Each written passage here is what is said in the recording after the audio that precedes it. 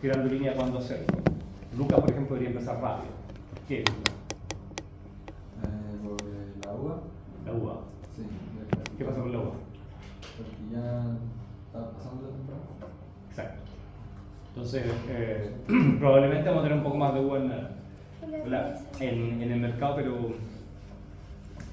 pero va a escasear más rápido que otros frutos. Bueno, los carozos ya casi que desaparecen. Casi que las tardías, nosotros no tenemos nada en carozos, me parece. Creo que no. ¿Okay? Entonces, la idea es que podamos quedar bastante claro en cuál es la metodología que vamos a hacer. ¿Ya? La idea es que entre todos la armemos, de modo que después ya simplemente vayan al laboratorio y aprendan cómo hacer las cosas que tienen que hacer, los pasos que tienen que hacer. ¿Ok? Entonces vamos a ver factores que influencian la susceptibilidad de los frutos a infecciones de patologías de post cosecha. Uno que ya hemos discutido y vamos a hacer majaderos en eso, tiene que ver con la madurez de la fruta. Podemos en sí diferenciar cuatro tipos de factores. Interacción con enzimas del patógeno. Básicamente los patógenos, ¿cierto?, tienen sus baterías enzimáticas que le permiten causar una pudrición o no. Y en forma importante temas nutricionales, contenido de calcio, de nitrógeno, que de alguna manera van de la mano. ¿Por qué pueden ir de la mano? ¿En qué sentido que vengan de la mano? Que normalmente cuando tienes uno es por efecto del otro o viceversa. Van asociados. ¿Qué pasa cuando yo aplico nitrógeno? Hay crecimiento. Y por lo tanto, si yo tengo una planta así o una planta así, hay una diferencia de tamaño. Eso significa que todo lo que hay aquí se diluye. Entonces el calcio se diluye. Entonces muchas veces el calcio es fundamental en la fruta para tener una mejor post cosecha y una mayor resistencia al ataque patológico. Por lo tanto, me interesa tener harto calcio en la fruta. Y si yo hago aplicaciones de nitrógeno en momentos más bien inoportunos, voy a generar crecimiento de la planta y una dilución de calcio en la planta y dilución de calcio en la fruta. Entonces, por eso digo que van asociados. En temas de madurez, ¿cierto? Ya hemos hablado de que los frutos inmaduros son resistentes y especialmente a patógenos débiles. Patógenos más virulentos son un poco más capaces, digamos, de generar infecciones en fruta que está inmadura. No sé, conocen un poco la botritis en la vid, ¿cierto? Que es como la principal enfermedad de la vid. Aunque últimamente, con este clima más seco que tenemos, lo que estamos viendo más en post cosecha es penicillium que botritis. Pero básicamente se habla de que la botritis en vid tiene dos periodos de infección, que es la flor, que hay que proteger la flor, vamos a verlo en la próxima clase, a todo dar, y de pinta a cosecha. Porque ahí es cuando, ¿cierto?, se comienzan a generar las condiciones más favorables, que aumentan los azúcares, bajan los ácidos, bajan los fenoles, la fruta va blanda, entonces se vuelve más susceptible. Y hay algunos osados, diría yo, que han llegado a señalar que entre el periodo que va de flor a pinta, bueno, el periodo que va de flor a pinta sería como un periodo refractario, así como que la botritis puede chocar. Y eso no es así. Sí, las condiciones de esa fruta son bastante menos favorables para una infección por la botritis. Pero si tenemos condición de agua, de humedad constante, una lluvia, se producen infecciones. ¿Okay? De hecho, en primaveras húmedas incluso es posible observar desarrollo de micelio en un racimo completamente verde que no tiene más de 5 grados. Pero eso es raro en nuestras condiciones. Pero se da. ¿Ya?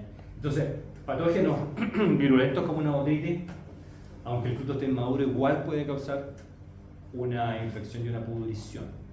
Ahora, lo peor es que lo más raro es que haya una pudrición, pero no así infecciones. Entonces, en este fruto verde las infecciones quedan latentes. ¿Okay? Eso significa que el patógeno, su espora germinó, penetró al interior del fruto, eso lo llamamos infección, cuando penetra el fruto. Y allí queda el micelio, se detiene su crecimiento, entra en lo que llamamos latencia o dormancia, esperando a que las condiciones ambientales dentro de la valla se vuelvan favorables para su desarrollo.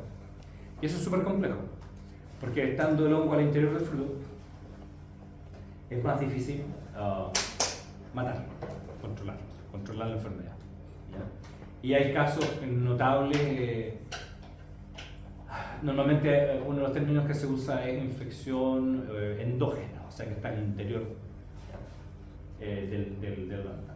Y hay algunos casos notables de campos en que tuvieron sus aplicaciones de flor,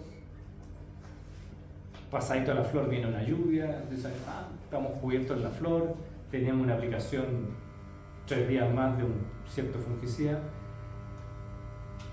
Eso es más pensado como para oído más que para otitis, y se quedan tranquilos. El resto de la temporada no hay lluvias, no hay problemas, van a cosechar, no hay mayor pudrición en el campo, y en la post cosecha tienen 30% de uva podrida. La explicación es que en ese evento de lluvia que tuvieron después de la flor, no se protegieron y se produjo infección latente. Y esas infecciones latentes, mientras más cercanas de la flor, más tarde se expresan, más tarde desarrollan síntomas, o sea, post cosecha. Entonces, son casos bien claves. El tema de la madurez funciona muy bien, como digo, en patógenos débiles. Y en aquellos patógenos que son más virulentos va a depender de las condiciones ambientales. ¿Ya? Es un poco el concepto. Y esta resistencia, digamos, del fruto inmaduro está dado básicamente por presencia, ¿cierto?, de compuestos inhibitorios en los frutos, normalmente de mayor concentración a nivel de la cáscara, de la piel, ¿cierto?, lo que está expuesto. Y básicamente la mayor parte de los compuestos que tienen actividad inhibitoria de los patógenos son de tipo fenólico. Entonces los fenoles y las plantas tienen gran cantidad de fenoles justamente por lo mismo. Aquí hay un dato de manzanas, por ejemplo, donde el contenido de los ácidos para-cumaril-quínico y el ácido clorogénico disminuyen en la medida que comienza a madurar la fruta, y con eso aumenta la susceptibilidad a botrytis, ya que estos ácidos inhiben germinación de conidias y el crecimiento del micelio de la otra. Y esto lo vamos a ver en prácticamente todos los frutos van a tener alguna situación como esta, algún tipo de compuesto como esto. Por ejemplo, en peras disminuye el contenido de ácido clorogénico, que es el mismo acá, y de otro compuesto que se llama arbutin, que hacen lo mismo, inhiben germinación de conidias y micelio, pero en este caso de penicillin, expanson y mucor piriforme. A su vez, cada fruto va a tener compuestos eventualmente que pueden ser similares o el mismo compuesto, pero con estructura química distinta de alguna manera, lo que los hace más susceptibles o menos susceptibles a un mismo patógeno. ¿Okay? Entonces, dentro de las variedades de un fruto, vamos a tener que hay variedades que son de alguna manera un poco más resistentes que otras, como lo describimos en mango en algún momento. A medida que hay más ácido clorogénico y arbutil, ¿germina la conidia o no germina la conidia? No, el concepto es que el hongo va a estar inhibido, por lo tanto sus conidias no van a germinar. O sea, si tú haces una herida, por ejemplo, en una pera que está aún verde, que no ha madurado, va a haber un contenido alto de esto y probablemente el penicilio no va a ser capaz de producir una infección. Vale. Pero una otitis, porque la otitis es más virulenta, es capaz de crecer en el tejido con contenido más alto de compuestos inhibidores. ¿Okay? Entonces decía que obviamente para variedades de fruta va a variar el contenido de estos compuestos y por lo tanto va a haber una susceptibilidad varietal distinta a las infecciones por los patógenos. ¿Una pregunta? No. Okay.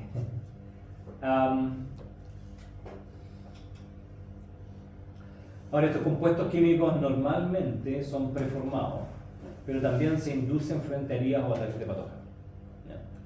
Entonces, preformados significa que son parte constituyente del fruto. Están ahí simplemente como un mecanismo de defensa establecido. Y a eso se le denominan, a ese tipo de compuestos se le denominan anticipinas. Porque están antes, se anticipan al evento de infección. Sin embargo, otros son inducidos, principalmente son inducidos cuando hay ya sea una condición que puede favorecer una infección, como una herida, o cuando haya un ataque a un patógeno, un inicio de una infección. Entonces se producen señales que hacen que la planta produzca estos compuestos que van a inhibir el crecimiento de los patógenos, que a eso le llamamos fitoalexinas. Entonces esta palabra siempre se ha relacionado con otra palabra que es elicitor. Y el elicitor es un compuesto externo que activa la planta para que forme fitoalexina. Entonces tenemos la posibilidad de utilizar, y de hecho hay productos que se aplican externamente para generar una defensa en la planta. No son productos que actúan directamente en el patógeno, sino que en la planta para que se defienda.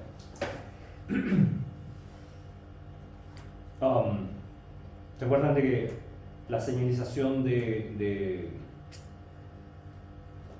resistencia o de resistencia dentro de la planta es a través de ciertos compuestos? ¿Se acuerdan qué compuestos son? La planta sensa un patógeno, desarrolla un mecanismo de frenar ese patógeno, pero además le avisa al resto de la planta está el patógeno. Eso lo hace con compuestos. Ácido salicílico, ese es uno, el más común, y el otro es jasmónico. Hay un tercero, y probablemente pueden haber otro. Entonces, así como hay un ácido salicílico, ¿conocen algún ácido salicílico ustedes? ¿Que alguna vez hayan tomado? No. ¿Se ocupa las cremas? Y el ácido ácido salicílico no le suena. ¿Ah? Aspirina. La aspirina. Sí. Ustedes pueden moler aspirina, la aplican en una planta y la planta pasa. Y va a activarse. Entonces hay un producto químico que se llama el ácido S-metil, y es justamente ácido salicílico, que uno lo puede comprar y lo aplica en su cultivo. El único problema que yo veo con esta cosa es que normalmente cuando tenemos producción de fruta, tenemos a la planta con una carga de fruta grande. Ya. ¿Cuántas cajas de uva le vamos a dejar al perro? 4.500 cajas de uva, ¿cierto? ¿Cuántas toneladas, por lo menos, del nectarín necesito? Al menos 35 toneladas por hectárea. Eso significa que tengo una planta que está siendo abastecida con agua, con fertilizantes, con regular de crecimiento, para que genere esas toneladas de fruta. Y esa planta está estresada. La producción de fruta estresa la planta. Y ahí yo digo, si tengo una planta estresada, ¿será capaz de responder con un producto como esto que me activa las defensas? Probablemente no.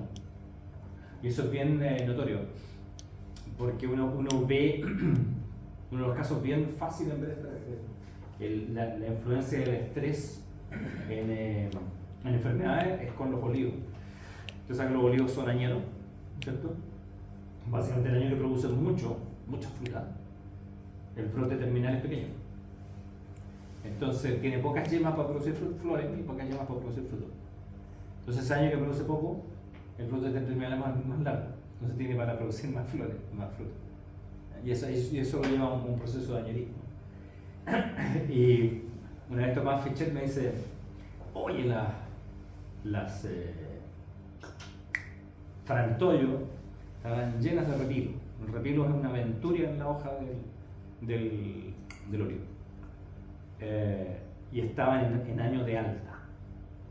Porque el frantollo normalmente no tiene poca enfermedad, poco repilo. Pero como está en año de alta, está preocupada la planta de la fruta y no es capaz de atender problemas como los patógenos. ¿Se fijan? De hecho, me tocó ver en Argentina árboles que habían sido afectados por una helada. y había unos árboles que estaban muy afectados. Básicamente la helada, que uno lo ve en cultivos como a las habas, a las arvejas que son de invierno, genera una separación de la epidermis con el mesófilo en las hojas. Y eso hace que una cámara de aire y se vean plateadas. Y eso pasa lo mismo en estos olivos, pero vienen unos árboles que están muy plateados. Ojo, ¿por qué ese tanto? Le pregunto a un tipo de campo. Esto fue cerca de Mendoza. Me dice, ese estaba con mucha carga. ¿Fijan? Entonces, es fácil entender que esto va a funcionar, pero en cierta medida. O sea, nosotros no necesariamente vamos a lograr que la planta se defienda por sí sola si esa planta la tenemos en un nivel de estrés. Y la producción de fruta es bajo estrés. Y casi todos los trabajos que hay de ¿cómo se llama? Gatillar respuestas defensivas en las plantas, todo eso, que son muy bonitos, casi todos se hacen en Arabidopsis thaliana. ¿Conocen la Arabidopsis thaliana? ¿Sí? ¿No? ¿Les suena? ¿Y por qué usamos Arabidopsis thaliana para los estudios? Porque es rápida. ¿Es rápida? ¿Por qué sentido rápida? Como, o sea, es fácil el manejo y es más rápido, por ejemplo, hacerlo en, no sé, un limonero que va a demorar mucho el árbol en desarrollarse. Claro, o sea, en este caso es anual, bianual, No. es bianual. Entonces, claro, en una planta que tiene un crecimiento anual puedo tener toda la respuesta más rápido, eso de dos maneras. Pero hay otra cosa, que es planta modelo. Como planta modelo se conoce todo su genoma, por lo tanto se puede saber qué es lo que se está activando en la planta frente a algún Pero lo interesante es que además, normalmente los trabajos se hacen en el estado vegetativo, no cuando ni siquiera está produciendo un tallo floral. Entonces una vez vino Hermann Silva, trajo un alemán, que justamente hizo un investigador alemán que hizo una presentación sobre algo así como gatillamiento de respuesta defensiva en la planta. Y maravilloso, y mostraba sus taladros. Y yo le pregunté, oye, pero ¿qué pasa con los frutales? Es distinto. Y le comento esto de los olivos y demás. Y el tipo realmente quedó como. Porque claro, todos los estudios se hacen en una planta herbácea, que ni siquiera está produciendo fruta, ni flores. Pero eso lo llevamos al campo, entonces hay que tener ojo con eso, porque se da mucho que en el campo se vende casi de todo. El productor siempre aplica de todo. Porque el productor siempre está esperando esa panacea que le está haciendo todos sus problemas. Y que obviamente no existe. Profe, eso que decían que finalmente las enfermedades se dan más en los frutos que pasan por más momentos de estrés. Por eso la uva es tan susceptible, porque al menos entiendo yo que igual es como el frutal que se estresa más, sobre todo el tema tanto o sea, la uva de mesa como la uva para vino. Por eso son más susceptibles al ataque de botitis, por ejemplo. Es que tiene que ver directamente con una palabra que usaste, manejo. ¿Usaste una palabra manejo? O lo que pensé yo acá. El manejo es fundamental. ¿Escucháis? Entonces, precisamente el concepto de carga. Y hasta el día de hoy me pasa que en febrero fuimos a ver un problema, un parrón un poco más abajo, y hablamos del tema carga. No, aquí le dejamos 40.000 cajas y cosechamos 30.000. 10.000 se pierden. Entonces déjale 35, porque a lo mejor vas a llegar a 31. Entonces, siempre como que tiramos el tejo pasado con la idea de llegar a esa cantidad, pero no nos da. Entonces, depende del manejo que tú hagas en un parrón, la condición de esa fruta, la susceptibilidad de esa fruta. Se te emboscó, es más oscuro, es un parrón que va a tener uva más susceptible porque con la luz las cutículas son más gruesas. ¿Okay? Y eso lleva a una resistencia física de la uva al ataque patógeno. Si haces un mal manejo de racimo, que el racimo tiene que cierto, casi en todas las variedades nuevas tienen menos trabajo de racimo. Las variedades antiguas que hay que ralearlas, pero actualmente las nuevas normalmente a lo menos se descola. A algunos se le sacan hombros. Hay unos racimos así, porque está en flor, así una cosa. En una de las variantes, que es la más común en este momento. O sea, igual hay que meterle tijera. Si tú no haces un buen trabajo de tijera, vas a tener un racimo apretado. Un racimo apretado es difícil llegar ahí con fungicida. Pero además, en el parrón, si tienes un parrón español, toda la uva debería estar colgando bajo los alambres, de modo que esté expuesta a las aplicaciones. Eso lo vamos a ver en la clase de la próxima semana.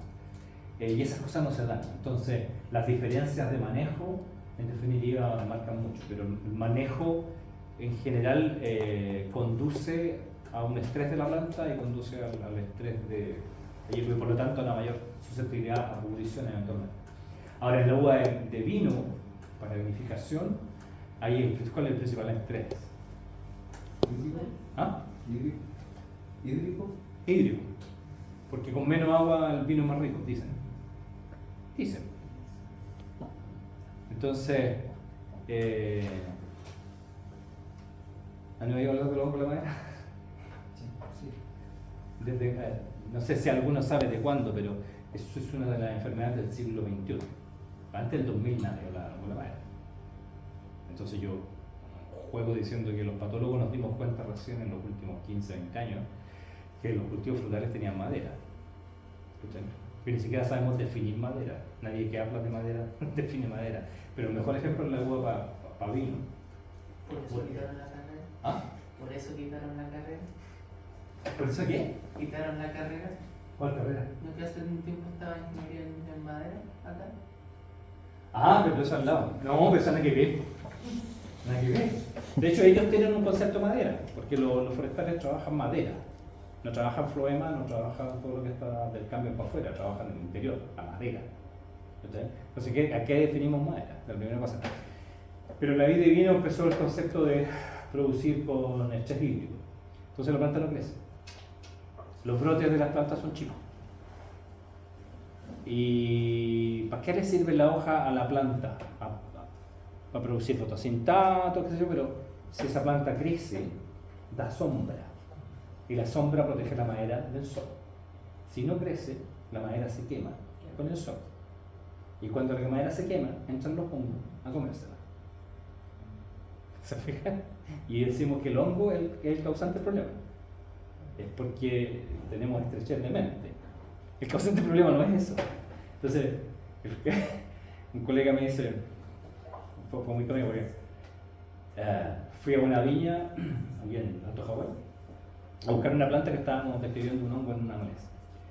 Me dice, qué bueno que estés por aquí, que queremos invitarte a un grupo que tenemos de viñateros, que invitamos a técnicos, a especialistas, muchos sabios, a ir de Nueva York, qué sé yo, a conversar temas técnicos. Feliz, le puse. De esa manera uno sigue pensando. Y después de un rato me muestra una viña y me dice, mira, tiene 15 años y parece que dura 50. Y claro, está todas las plantas muriéndose. Entonces yo le digo, pero si tú crees que para sacar esta botella de vino tienes que darle ese estrés, replanta a los 15 años, hazte cargo de lo que estoy haciendo. No me invitaron a ninguna reunión. pero hay que ese concepto de hazte cargo de lo que estás haciendo es importante. Porque si cualquier organismo que uno lo estrese, se envejece. Hasta las amebas se envejecen. Si tú lo estresas, se envejece. Entonces, ¿por qué las plantas van a ser distintas? Y ahí está todo este concepto del hongo de la madera, donde el papel de la falta de agua es sumamente importante en el último tiempo. Hay un montón de cuestiones que tienen que ver con que no hay suficiente agua y uno ve las plantas de barro como se están muriendo. Y eso lo mismo pasa cuando nace uno. El equilibrio. Ok, me fui con el pero igual sí. De hecho, tengo ganas de hacer una charla titulada Hongos de la Madera. Una mirada desde la vereda del frente. Y para ir echando a todos mis colegas encima, ¿no? Ok.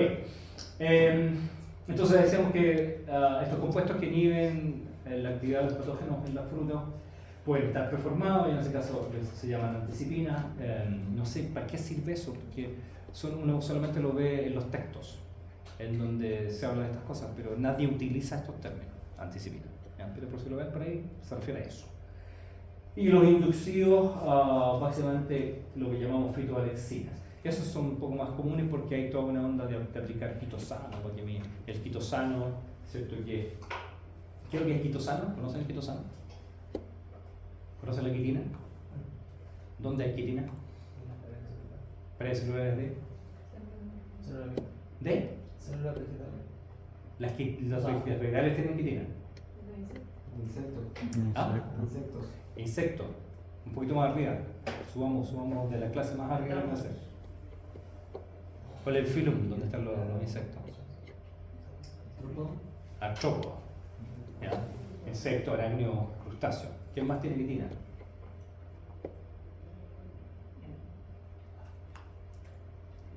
¿Ah?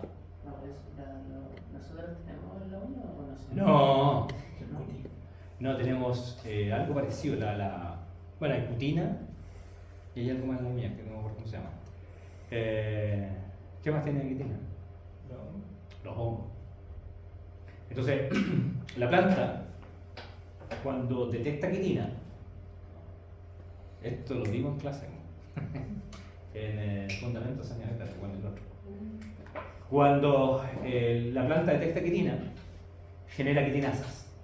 Y las quitinasas van a romper las paredes celulares del hongo que la está atacando. ¿Okay? Entonces, bajo ese concepto, a alguien se le ocurrió moler conchas de marisco y hacer quitosano. Y ese quitosano, en definitiva, es quitina. Y es un compuesto que se aplica para inducir esta respuesta defensiva oral. Y de hecho, en un vivero tuvieron un problema, me llamaron, y usaron, ellos hacen cortes en invierno, y en los cortes de las plantas que están produciendo hay que sellarlos para que no entren hongos de la madera. Y pusieron una pasta sin fungicida. Para mí es lo mismo, porque lo que yo estoy poniendo es una barrera física, la pintura. El fungicida que está en la pintura, porque todas las pinturas quedan fungicidas, pero está pegado a la pintura. Si no se disuelve, no va a funcionar. Y la pintura tiene que resistir el agua. Entonces, podemos pintar y basta, no hay para qué ponerle fungicida. Pero lo que voy es que tocayo, esta pintura es una pintura en base a, en vez de fungicida, tiene quitosano, porque activa las defensas del organismo. ¿Qué hay de erróneo en eso? Estamos en invierno podando plantas y ponemos una cobertura con quitina para que active la defensa del organismo. ¿Qué tiene de erróneo? ¿Que puede traer otro patógeno? ¿Ah? ¿Que puede traer otro patógeno? ¿Por qué? No sé. No, piense, estamos aplicando. Ya, la planta, ¿en qué momento estamos? ¿Receso? Está en receso. Y en receso se activan a su defensa. No. ¿Cierto que no? ¿Cómo? ¿Perdón? ¿Perdón? No tiene sentido. Si la planta está activa, ahí te creo. Ahí va a lograr algo. Pero una planta en receso. No. Igual no sé cuál fue el problema, pero tenían un tema con invasión de hongos al interior de la planta. 30% plantas con hongos dentro. En fin, queríamos estudiar eso, pero al final no hubo dinero. Ok, todos estos compuestos corresponden a aminoácidos secundarios con mayor concentración en la piel, digamos la epidermis, y además que pueden existir enzimas hidrolíticas como quitinasas, pero antifúngicas. Justamente lo que le decía, la quitinasa, ¿cierto? Que están presentes en general en las paredes celulares, vamos a tener preformadas que frente a la presencia del hongo van a comenzar a romper la quitina del hongo y los monómeros de quitina van a ser sensados y se va a inducir mayor formación de estas enzimas. Y también se va a inducir todo el mecanismo de defensa del órgano. Esta la vimos, ¿cierto? ¿Se acuerdan? ¿Sí? Tú no la viste. Y esto básicamente muestra una de las enfermedades por cosecha importante en mango, que es la anthracnosis, que se da solamente en la fruta madura, así como la anthracnosis de la palta solamente en la fruta madura, y que son esas lesiones inducidas negras, inducidas por Coletotrichum. Otros hongos como Alternaria también producen lesiones, otros Faeráceas también lesiones normalmente a nivel del pedúnculo, eventualmente en el cuerpo. Y básicamente entonces en un fruto que está inmaduro, los niveles de resorcinoles son más altos que en frutos maduros. Y explicarían entonces por qué los frutos verdes no desarrollan la enfermedad y solo la enfermedad se desarrolla cuando el fruto maduro, o sea, cuando estos compuestos inhibitorios desaparecen. Y lo que les mencionaba anteriormente también es que esto va a tener mucho que ver con los cultivares. Entonces aquí los que están con R son resistentes, son moderadamente resistentes, estos son susceptibles, y las cantidades o las concentraciones que tienen en microgramos por gramo de peso fresco son normalmente más altas en aquellos que son resistentes, son más bajas en aquellos que son más susceptibles. Sin embargo, aquí por ejemplo tenemos que este es el que más tiene de 5 pentacilresorcinol. Por lo tanto, es muy probable que si este es susceptible, este resorcinol en particular, porque son distintos tipos, tiene una menor efectividad inhibiendo el patógeno, ¿ya? Que probablemente la tenga este otro de acá. ¿Okay? En fin. Además, en los mangos, así como en otras frutas, tenemos, en el caso del mango en particular, galotaninos que están en la piel y en la pulpa, que tienen actividad inhibitoria de Coletotrichum y de Botryoides theobrome. La Botryoides theobrome es el chivo expiatorio más importante en países tropicales, subtropicales. Así como el chivo expiatorio de nosotros son los hongos de la madera. Hola, Paulina.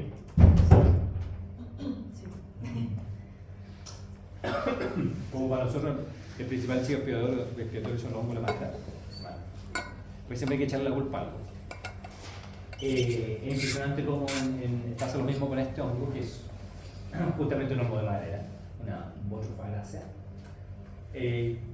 Y todo lo que, si ustedes van a Perú, todo lo que vean tejido muerto, le van a echar la culpa a eso. Y justamente causa infección de fruto. Entonces un hongo que para lo que son mangos, para los cultivos tropicales y subtropicales, es sumamente importante. Entonces este concepto es un concepto importante para ellos. Y los mangos, no sé si saben que los mangos tienen látex, cuando uno lo cosecha sale un látex, ¿cierto? De la herida.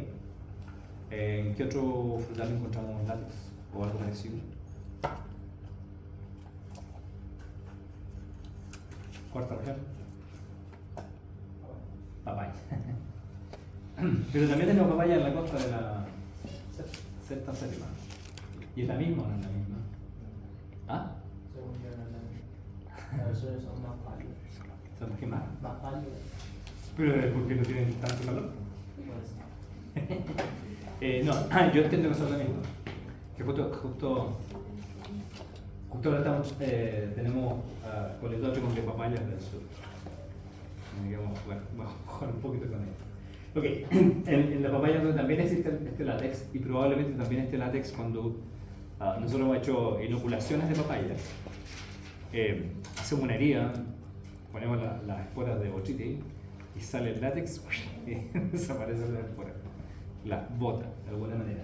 Pero estos látex en sí tienen compuestos químicos que también inhiben, o como en este caso se destruyen con inhibidores de coleto. Entonces estos frutos tienen esa otra gracia. Y como digo, no solo lo vamos a encontrar en mango, también lo podemos encontrar por ejemplo en papaya. Y aquí están justamente las quitinasas en el látex del mango. No tenemos en este caso es la área de la lesión por antragnosis, o sea que se inoculó con el toticum, y acá el área de la lesión por una autofaracia que causa pudrición del extremo estilar o peduncular, ¿bien? Y esto es en días después de la cosecha, y se diferencia frutos donde se drenó el látex, o sea, se dejó drenar, que botara el látex, versus frutos con presencia de látex. Y se ve entonces como el tamaño de la lesión es mayor cuando no tenemos látex versus cuando tenemos látex. Entonces, de nuevo, un concepto de la presencia implica la presencia de químicos que inhiben el desarrollo del patógeno. Lo mismo acá con actividad de la quitinasa. Frutos que tienen el látex tienen una mayor actividad de quitinasa que frutos drenados, tanto al día 1 como al día 3. Por lo tanto, no drenamos los látex. ¿Qué podríamos hacer? Los látex, los mangos. ¿Cómo hacemos para que no se salga? Porque al final se esclepa. Entonces habría que cosechar y ¿No manejando como el ambiente todo el día? no tengo idea, pero yo creo que la idea sería tratar de evitar que el fruto pierda el látex. Por lo tanto, habría que hacer algo a nivel de cosecha, como algún tipo de sello Tijera caliente. Tijera caliente. una tijera caliente para que selle. No sé si sella un tejido vegetal, pero algo por el estilo. A lo mejor. En uvas tenemos el resveratrol, que es un polifenol que está en epidermis de la baya, en general está en las hojas, en otros tejidos, y en otros berries y en otros frutos como el maní, por ejemplo. Y la infección por Botrytis cinerea, que es, digamos, infección superficial, es frenada por este compuesto. Dice superficial porque si hacemos una inoculación superficial vamos a ver el efecto, pero si hacemos una inoculación más al interior de la valla no vamos a ver efecto. ¿Por qué? Porque está presente en la epidermis. Porque mayormente está presente en la epidermis. Es la idea, ¿cierto? La barrera tiene que estar donde va a funcionar, que es en donde va a estar en contacto con el patógeno.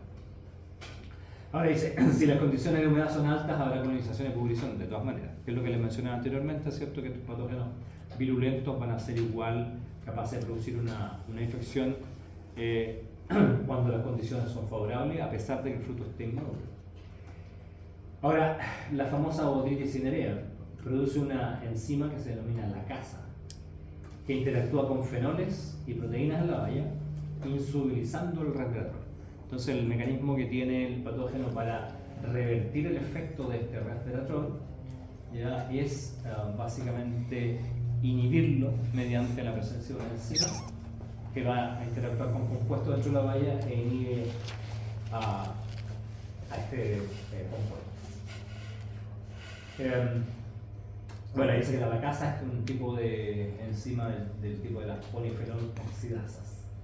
Y esto mismo existe en pepino, el cucurbitacin, el equivalente al resveratrol.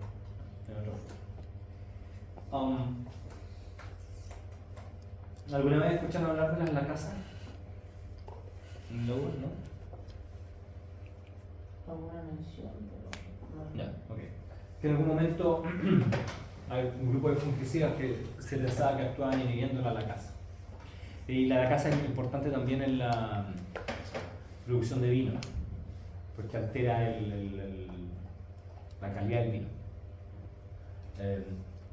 De ahí que las infecciones o las uvas podridas por Botrytis generan un mal vino. ¿Están de acuerdo? ¿Ah? ¿Por qué depende del vino? ¿Ah? Lady Harvest se utiliza Pero ciertos Lady Harvest que se hacen en ciertas zonas. en la costa. Acá. No me acuerdo, lo vimos bien. Ya.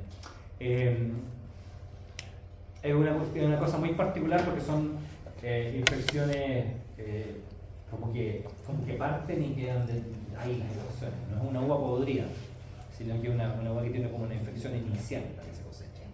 Anda, racimo por racimo. En un congreso de botrytis que me tuve la suerte de asistir, tenían 3 muestras de vino con sin botrytis, con 5% uvas con botrytis podridas, con 10 o con 20% uvas podridas. Asqueroso. Asqueroso realmente. Entonces el concepto de que una uva podrida por botrytis sirve a hacerle el Harvard, no es podrida, tiene como un cierto nivel de infección, pero una podrida, la lacasa deteriora el mosto, deteriora la calidad del vino. Y aquí se muestra, qué sé yo, la concentración de resveratrol en partes por millón, miligramos por ml.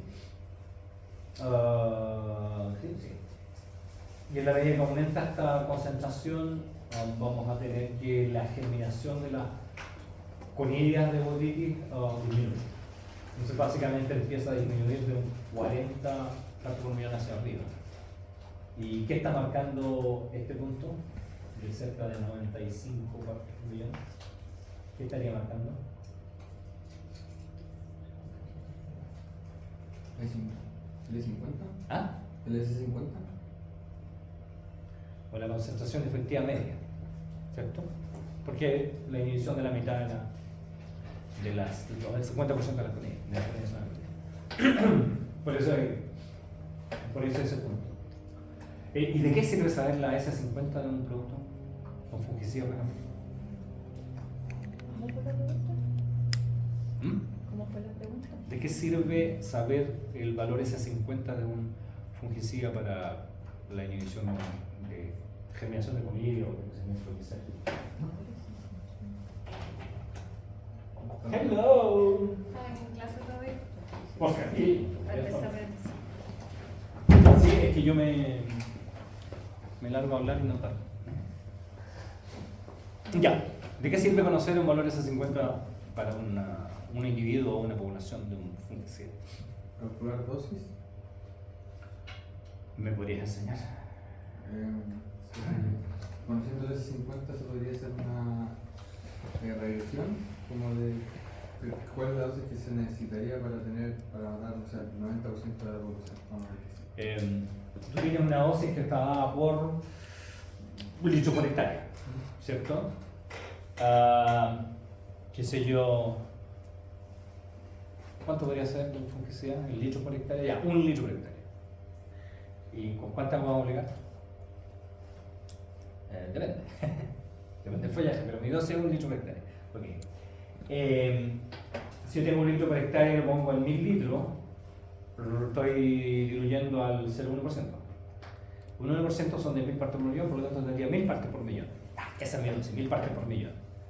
Y mis esas 50 están normalmente bajo 10 o algo por el estilo. ¿Ya? ¿Cómo lo asocio? No está fácil. Más encima, yo voy con ese tanque que tiene, ¿cuánto dije? 1000 partes por millón y aplico. Después tomo la muestra de la fruta y le hago residuo. ¿Cuánto partes por millón tengo en ese fruto? ¿Alguna idea? ¿Tendré 1000?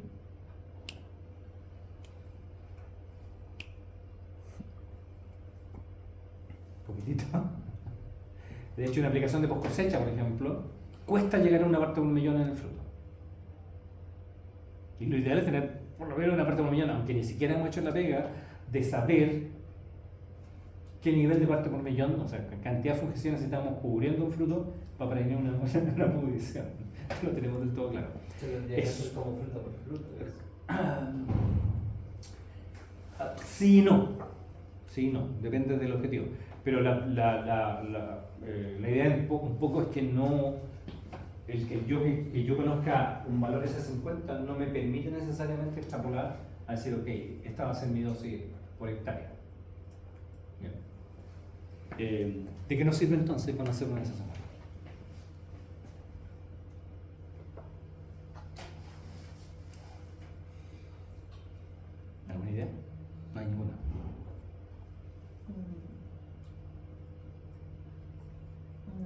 sabe tal vez el porcentaje de la población que va Ajá. sí o sí a exterminar, quiero decir? Temas poblacionales. Yo hago un estudio, oye, llevamos 10 años aplicando esta cuestión, ¿cómo estará la sensibilidad de la población? Entonces hago un estudio poblacional y veo lo ideal cuando se hace un trabajo fungicida o de insecticida, es que se haga una línea base. Eso significa que tengo que vender ese necesito lucas, tengo que venderlo. Eso significa que cuando se introduce el fungicida, tomamos una muestra de individuos que no han sido nunca expuestos al fungicida en este caso y le medimos su sensibilidad y definimos, ok, esta es mi línea base, y de ahí lo voy viendo en el tiempo si esa línea base ha cambiado o no, ¿ya? Entonces nos sirve para ver diferencias en una población si esta población está perdiendo sensibilidad al fungicida, ¿ya? Ok, eso es un buen punto. Cualquier otra cosa me sirve en ese 50. Para vender no, una química en alguna oportunidad andaba vendiendo en el campo. Mire, mis fungicidas tienen la SA50 más baja, son los más potentes. Falsante. También puede servir para medir toxicidad. Que hay, por lo menos en algunos plaguicidas, existe como parámetros donde tales cantidades de partes por millón de C50 pueden ser muy tóxicas o no tan tóxicas. Entonces igual ese valor puede servir para esos parámetros. Pero que la toxicidad tiene que ver con qué tan tóxico es un producto frente a diferentes organismos. ¿Cachai? Entonces eso tiene que ver un poco muchas veces con selectividad. Lo ideal es tener un producto selectivo que solo afecte al grupo o al organismo que tú quieres atacar. Pero la S50 no me cuadra mucho ahí. Pero yo tengo la oportunidad de ir al campo y aplicar dos cosas distintas. ¿Me sirve o no me sirve? Comparar entre productos. Una S50 me permite definir, ok, este fungicida, dentro de un grupo que sean el mismo, por ejemplo, qué sé yo, inhibidores de colesterol, hay fungicidas que tienen una efectividad intrínseca mayor y otros menor. Y en ese sentido sí hay una relación con dosis, porque el que sea más bajo no significa que sea mejor, significa que con menor cantidad de producto hago la misma pega que el otro, que hay que aplicar más producto. ¿Ok? Entonces, ¿y de qué va a servir una S50? No mucho más. Básicamente términos comparativos. ¿Ok? Porque lo usamos mucho en nuestro labor, digamos, y en patología. En general hablamos bastante de estos temas. En fin. Ok, el otro factor que influenciaba entonces la susceptibilidad de los frutos a las infecciones, volviendo a la clase, interacción con enzimas del patógeno. Tenemos que varias enzimas participan en penetración y degradación de los tejidos, partiendo por las cutinasas, que van a ser las primeras que van a empezar a romper ceras, ¿cierto? Cutículas, antes de llegar a la pared celular como tal. Una vez que ha penetrado la cutícula y la epidermis, la infección progresará en la medida que el patógeno pueda macerar los tejidos, y para eso va a necesitar otro tipo de enzima. Por otro lado, frutos que crecen en contacto con otros frutos presentan cutículas más delgadas, que son más propensas a partidura, y lo que se produce es una mayor incidencia de pudriciones. Pero no solo más propensa a partidura, sino que si las cutículas son más delgadas, va a ser más fácil para el patógeno, ¿cierto?, poder penetrar. También las cutículas delgadas se asocian a altos niveles de nitrógeno. Entonces tenemos varias situaciones ahí. Entonces si miramos un racimo de uva, vamos a ver, no sé si se han fijado, este está bien coloreado, ¿no? Está bien bonito, pero si nosotros separamos las uvas, ¿qué va a pasar? Vamos a ver que en las zonas que están en contacto tienen menos color. ¿Se han fijado? No se han fijado. Sí. Tienen menos color. Y esa menor cantidad de color también tiene que ver con que tiene una cutícula más delgada, ¿cierto? Y que eventualmente son puntos más susceptibles para las infecciones.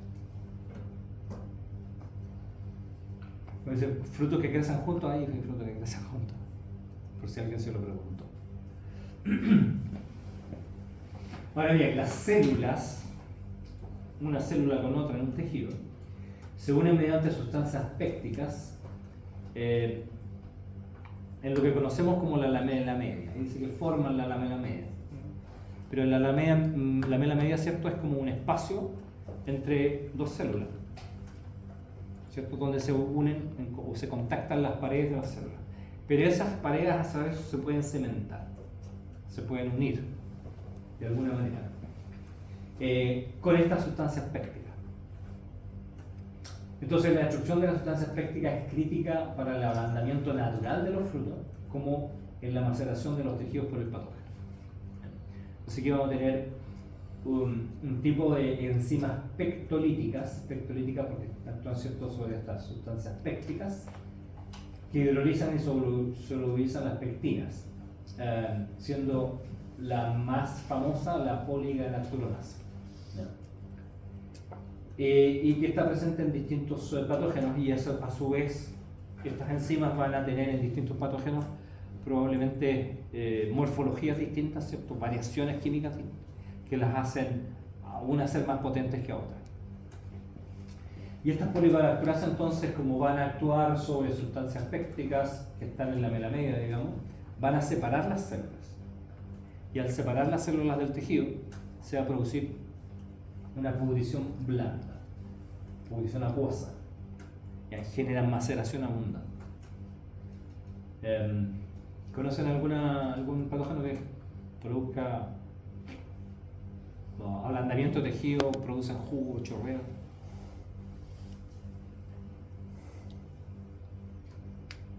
Piensen en una pera.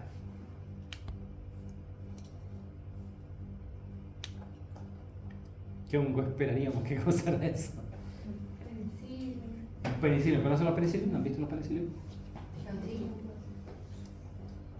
En general los penicilios son grandes, ¿cómo se dice? Generan pudriciones muy blandas que generan mucho jugo y deshacen, destruyen la fruta. Pero va a depender del tipo de fruto, porque por ejemplo en los cítricos un penicilio no lo hace, el fruto tiende a secarse más bien, ¿ya? Pero en otros frutos, en las mismas uvas, uno los toma y puro jugo. La resistencia de muchos frutos inmaduros se debe en parte a la presencia de compuestos que inhiben la poligalacturonasa.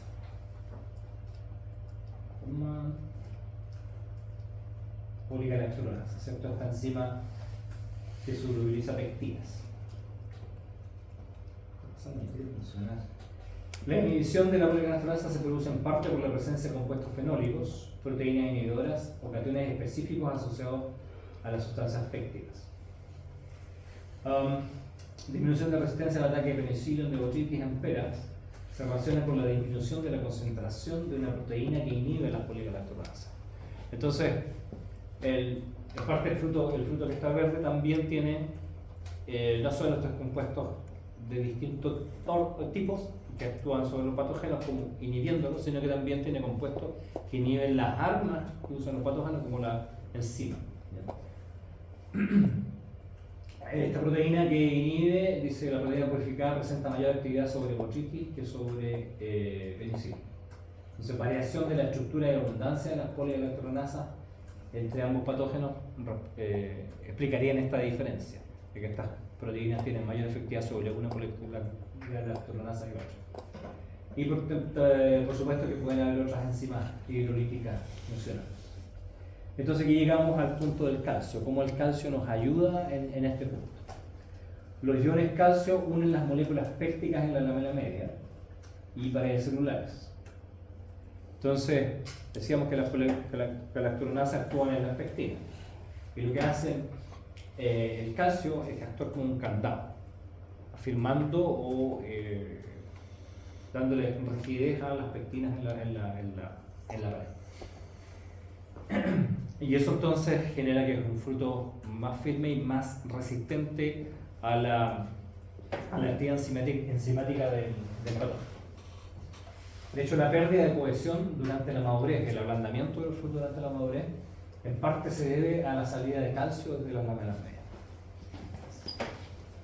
Entonces, aquí tenemos una idea de lo que sería la membrana plasmática abajo, estos rodetes de celulosa, cadenas de hemicelulosa, pectina o sustancias pépticas, que serían estas cadenas verdes, y los puntos rojos corresponden a iones calcio, que como decía que actúan como un candado, o generando mayor rigidez hasta aquí.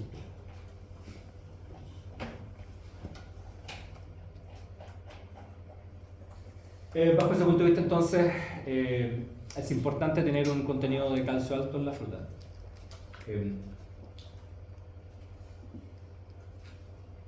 Porque no solo porque ayuda a prevenir del ataque del patógeno, sino que además, al darle esta mayor rigidez al fruto, permite que el fruto de alguna manera dure más en el tiempo. Entonces, la vida de post cosecha, un fruto con mayor contenido de calcio en general, es más larga, es mejor que un fruto de menor contenido de calcio. Y por lo tanto podemos mejorar muchas veces el contenido de calcio en post cosecha, pero lo que se busca siempre es aplicaciones foliares de calcio en campo, que no en todos los frutos funcionan. Entonces, aplicaciones en el huerto son deseables, funciona en pomáceas, funciona en carozos,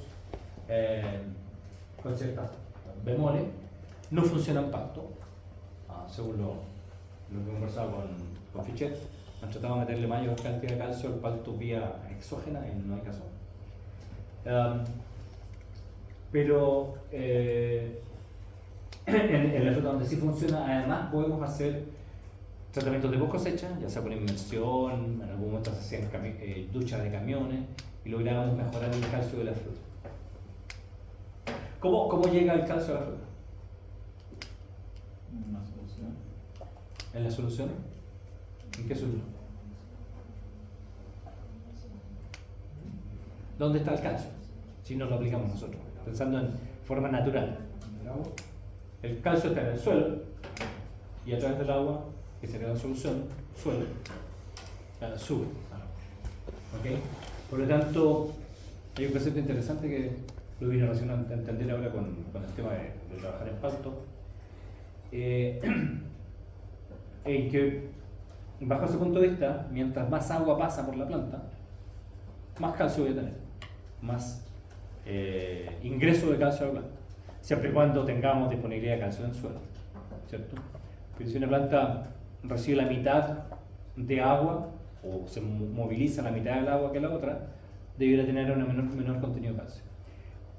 Las paltas que se producen en la costa tienen una mala post cosecha, una menor post cosecha, una menor calidad de post cosecha de las paltas del interior. ¿Y cuál diferencia hay entre la costa y el interior? La humedad relativa. Entonces, por lo tanto, la planta del interior transpira más, pasa más agua, pasa más calcio. Un concepto interesante, porque necesitamos meterle calcio de alguna manera a esos paltos para mejorar su post cosecha. El contenido de calcio correlaciona positivamente con la firmeza de la fruta y negativamente con la incidencia de pudriciones, y esta concentración que afecta la incidencia de pudriciones en el caso de las manzanas debe ser bastante alta, de 800 a 1000 miligramos por kilo en pulpa. Y acá se dice casi un cuarto de eso para disminuir bitter pit. ¿Se acuerdan del bitter pit? La manchita, ¿cierto? Justamente las aplicaciones de calcio en post cosecha de manzanas, cuando se hacían, ya casi no se hacen, entiendo, iban mayoritariamente pensadas en disminuir bitter pit. Por lo tanto, se hacían normalmente en la fruta cosechada al inicio de la cosecha, ¿cierto? Que son esas frutas los que presentan el problema. Pero si queremos tener un efecto en patología, la concentración de calcio en el interior de la fruta tiene que ser bastante más alta. Aquí hay un trabajo donde muestran el área de pudrición de manzanas que fueron infiltradas con 2 o 4% de calcio versus manzanas no infiltradas. Entonces está el área bajo la curva, ¿cierto? Esa es la curva del área de pudrición. El área bajo la curva es mucho mayor que el área bajo la curva de frutas que fueron expuestas a cloruro de calcio o infiltradas con cloruro de calcio. Y esto con inoculaciones con colotriótico y glutato. Esas son infecciones de antragnosis en manzana.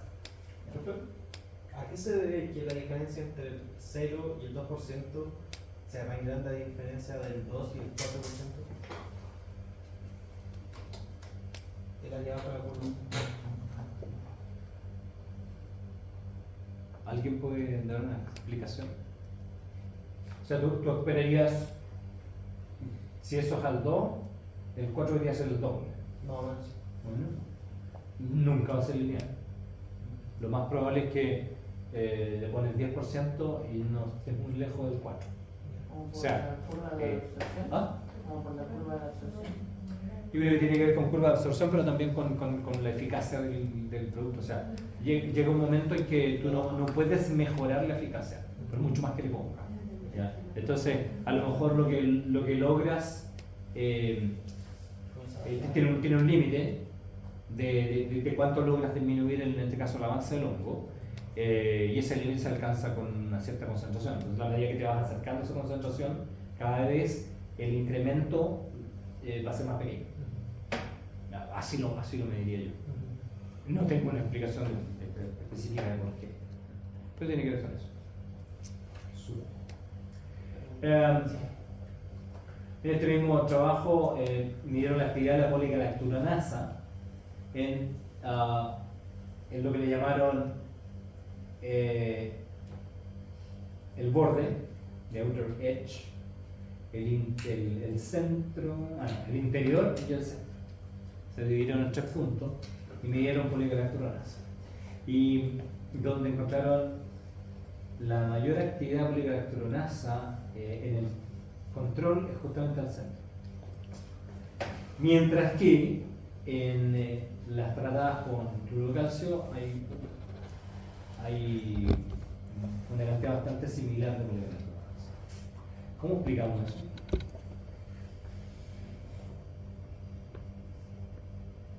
¿Qué era la poligalacturonasa?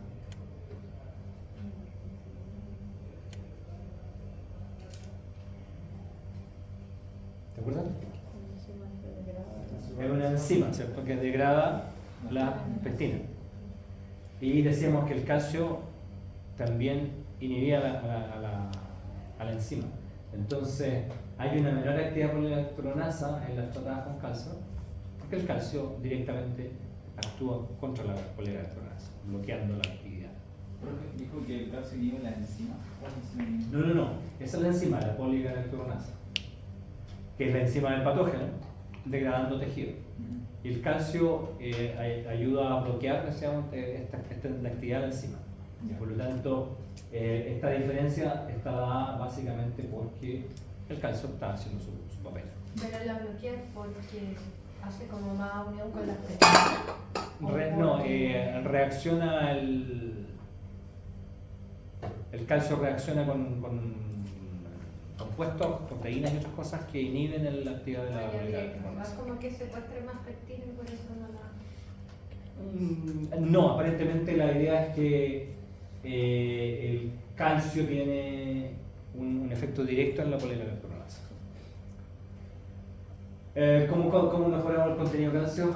Con aplicaciones, ¿cierto?, en el huerto, pero no siempre pasa digamos, hay una reacción directa en que aplico en el campo y tengo mayor concentración en la fruta. Eso pasa en manzana, pero en peras no.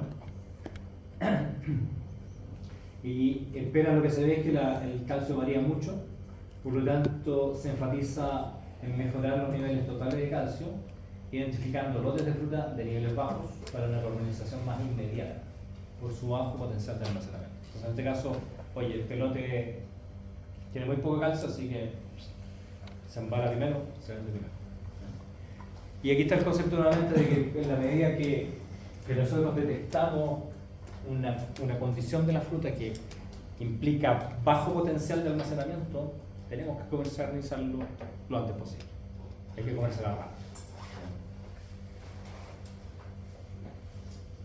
Esto es bastante... Perdón. Para la identificación de un lote con bajo contenido de calcio, ¿cómo lo haría? Siempre se mandan al laboratorio muestras de fruta Ya. para que te determines. Vale. Esto es bien extraño porque en durazno las aplicaciones de calcio en el huerto incrementan el contenido en la fruta, pero no influyen en la incidencia de pudrición morena, que es la causa de línea fructícola mayoritariamente. Entonces aplicamos en el campo, mejoramos el calcio, pero no pasa nada. Pero la inversión en post cosecha sí reduce la incidencia de la enfermedad. ¿Por qué? No tengo idea. Eso está en un libro y lo explica la razón. Tal vez en el momento de hacer inversión en post cosecha tenemos algún tipo de mayor presencia de calcio sobre la fruta que pueda tener un efecto directo en el patógeno. No lo sé. En calcio aplicado en el huerto tampoco podemos pensar que tenga mucha penetración en los tejidos. El calcio no es un producto que entre por la hoja con facilidad, básicamente por raíces. Entonces igual es complejo. Dentro de otros posibles efectos del calcio, propiedades antisenescencia, cambios metabólicos que ocurren con la senescencia se retardan. Voy a echar calcio en la pata. Mantención de la integridad de membranas celulares. Producción de fitolexinas dependería de la integridad de las membranas. No salió una relación. Además, la mayor permeabilidad de las membranas, en la medida que los tejidos se rompen, provee nutrientes esenciales para el desarrollo del patógeno. Por lo tanto, si el calcio me ayuda a mantener la integridad de las membranas, tengo menor posibilidad de estar teniendo, digamos, alimentación de los patógenos a partir de membranas que se pierden integridad.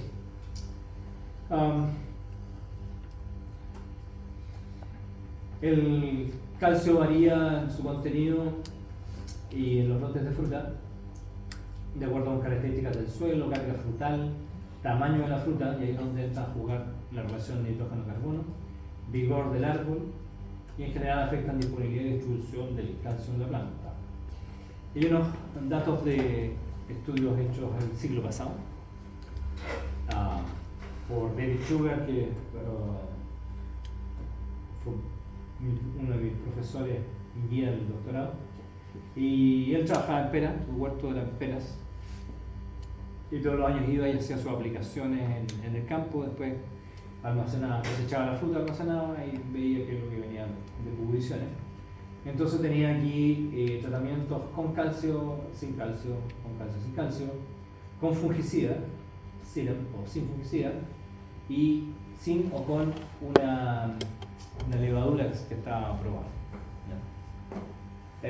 Y esto es el nivel de pudrición, la pudrición total de fruta después de un tiempo de almacenamiento de unos 3 meses, en pera Tanjú, si no me equivoco, y vemos como en la medida que tenemos calcio tenemos menos pudrición que sin calcio.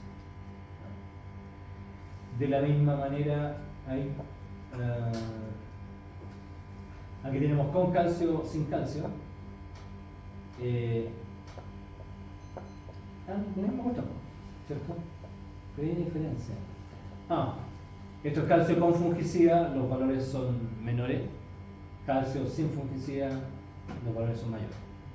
Entonces se ven ambas cosas. Obviamente se ve el efecto fungicida, pero también se ve el efecto calcio con o sin fungicida. Y en general no hay mayores diferencias en con o sin la levadura. Al año siguiente, ya en este siglo, la misma idea, o sea, se repite el concepto, con calcio menor pudrición que sin calcio, perdón, con calcio menor pudrición que sin calcio, y a la vez calcio con fungicida menores niveles que calcio sin fungicida. Por lo tanto, suena lógico que tenemos que hacer aplicaciones de calcio. ¿Y qué pasa con el nitrógeno? Alto contenido de nitrógeno se correlaciona con mayor incidencia de enfermedades. Por varias cosas. Primero, la fruta es más grande. Si la fruta es más grande, normalmente es más verde, demora más tiempo en madurar, es más blanda. ¿Por qué hace más blanda? Una pregunta. Respira mañana. ¿Perdón? Epidermis más delgada. Pero eso no la hace más blanda. Yo creo que tiene que ver con el concepto. Respiran a mayor tasa. Si respiran a mayor tasa, se les debieron andar más rápido. Hay que eso. Desarrolla apareamientos internos y se nace prematuramente. Entonces eso pasa con fruta grande, por eso que en general no queremos fruta muy grande. Desde el punto de vista de enfriamiento, en un proceso de prefrío, ¿qué fruto se enfría o llega a la temperatura de frío que queremos más rápido, la grande o la pequeña? La pequeña. La fruta más grande es más difícil de enfriar. Entonces tienen varias cosas que no nos gustan tener frutos muy grandes. Desde el punto de vista del contenido, alto nitrógeno implica mayor tamaño, por lo tanto menor calcio, dilución. En consecuencia, el efecto nitrógeno en parte puede ser consecuencia de efectos indirectos sobre el calcio, menor calcio en la fruta. Por otro lado, la fertilización con nitrógeno tiende a promover el vigor, no de madera y estructuras frutales, por lo tanto vamos a tener una competencia de zinc, ya no el zinc no solo la fruta, sino que también los puntos de crecimiento vegetativo, y por lo tanto se nos moviliza el calcio y los días cancella. A mayor crecimiento vegetativo, menor concentración de calcio en la fruta, competencia, bloque con fruta. Aquí tenemos del mismo huerto de peras, porcentaje de heridas infectadas por hongos. Y aquí lo que estamos viendo es aplicaciones de agua solamente considerando fruta de cosecha tardía, fruta de cosecha temprana, o aplicación, esto es en post cosecha, de agua o de no me acuerdo el género de esta cosa, la levadura.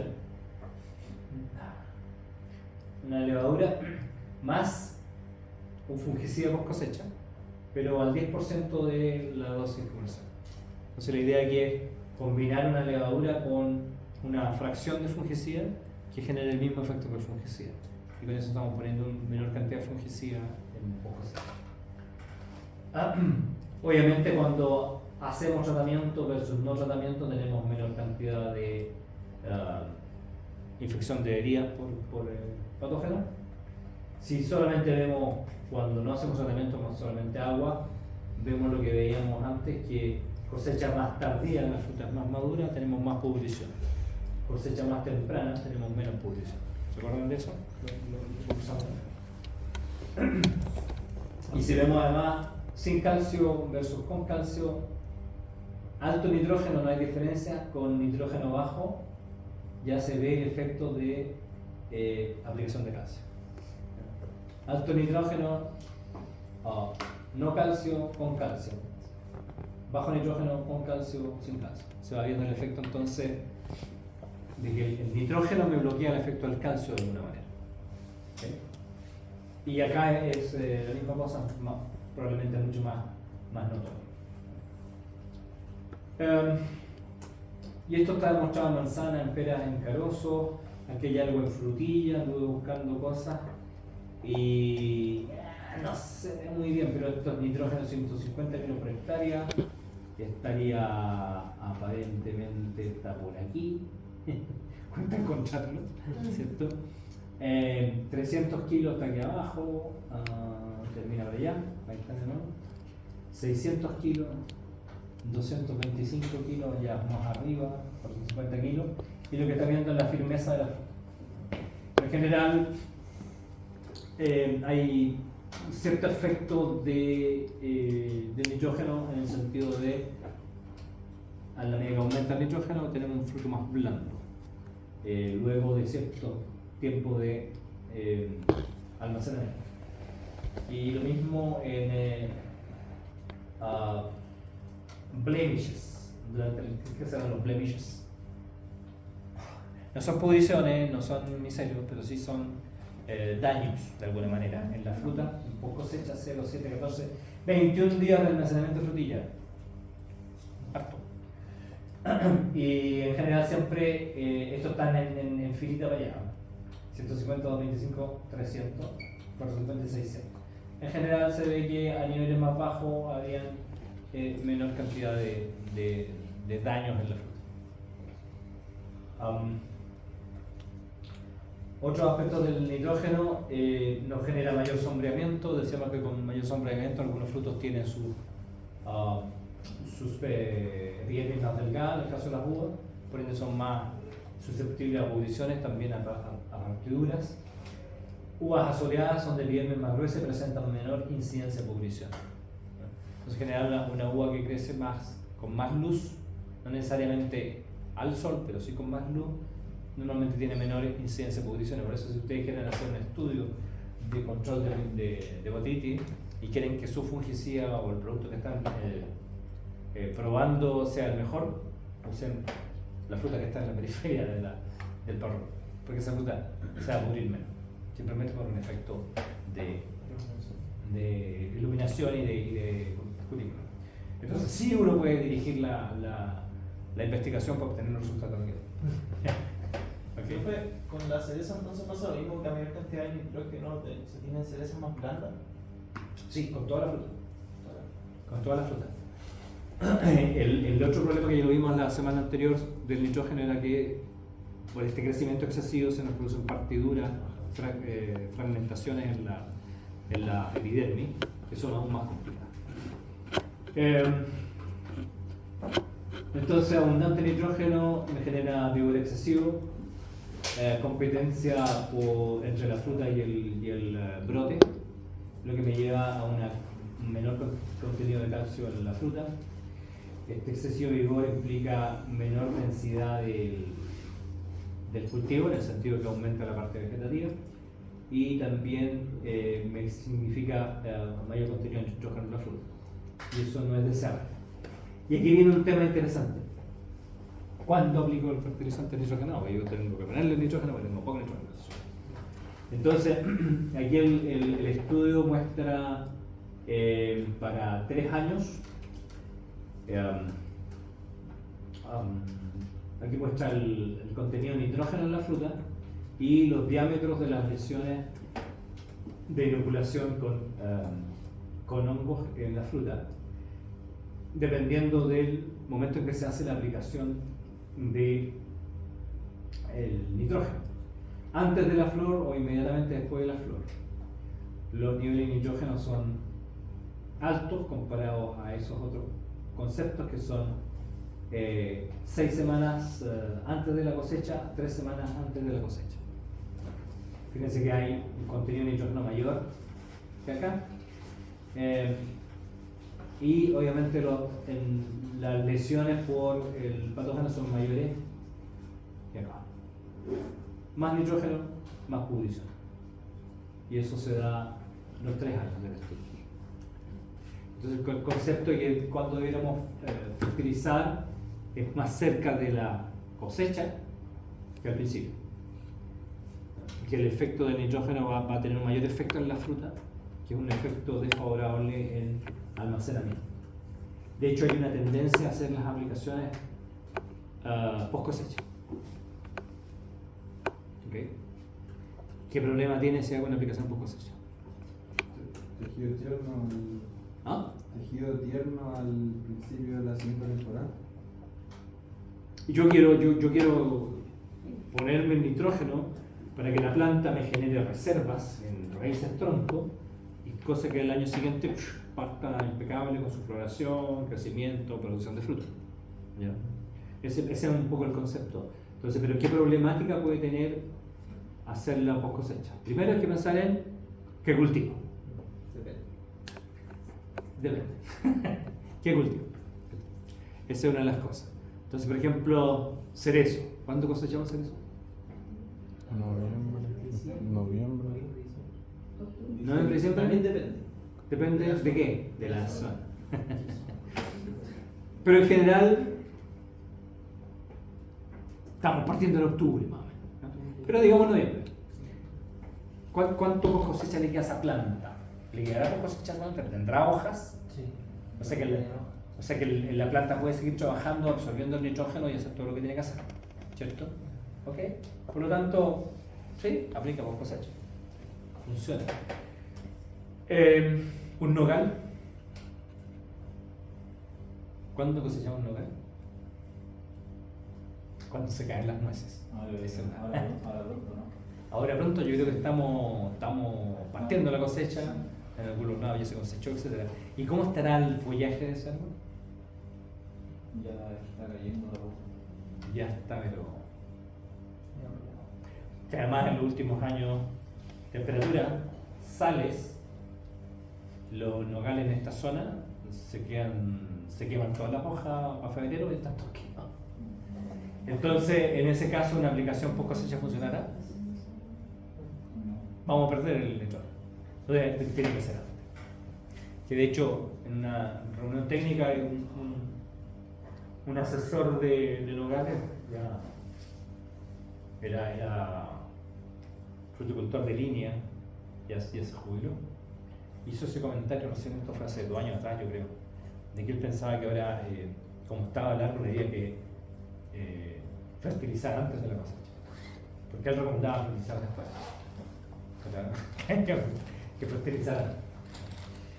Entonces va a depender, hay que mirar la condición particular de mi cultivo, de cuándo hacerlo.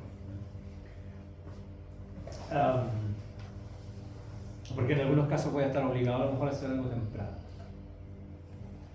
Pero esta es una muy buena idea desde el punto de vista de pudriciones, el nitrógeno no es bueno en la fruta, por lo tanto tengo que ajustar las aplicaciones de modo que no me afecten mayormente a la fruta.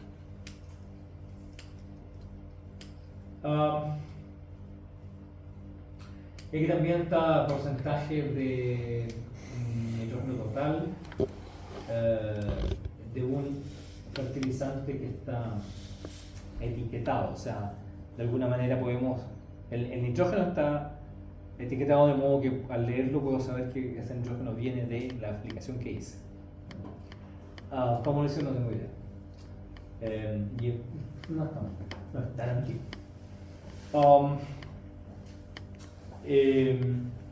Y se aplicó un mes antes de la cosecha o a la cosecha. Entonces eso es antes de la cosecha y a la cosecha. Un mes. Y estos son los contenidos en la fruta. Ese contenido de nitrógeno en la fruta versus el aplicado al momento de la cosecha. Es casi obvio, pero porque no había fruta cuando cosechamos. Entonces, o digamos la aplicación cuando no tenía ninguna fruta. Entonces, nuevamente me indica un poco la idea de cómo hacer o cuándo hacer aplicaciones para no tener concentraciones muy altas de nitrógeno en la fruta. Algo parecido aquí con diámetro de la lesión de una pudrición, de acuerdo con estos tratamientos, alto nitrógeno, bajo calcio, que es la situación que no queremos, ¿cierto? Eso es lo que no queremos, alto nitrógeno y bajo calcio. Bajo nitrógeno y bajo calcio, alto nitrógeno, alto calcio, bajo nitrógeno y alto calcio, sería la situación más favorable.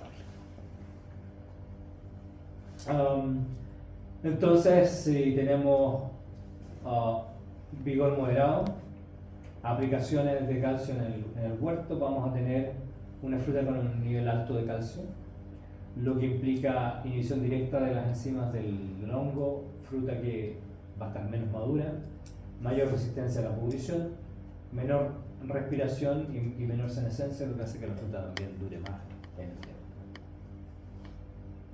Y con esa fotografía terminamos a la hora indicada. Ya. Volvemos a las 4:30 para discutir, veamos el tema de la metodología. ¿Quiénes llegaron después?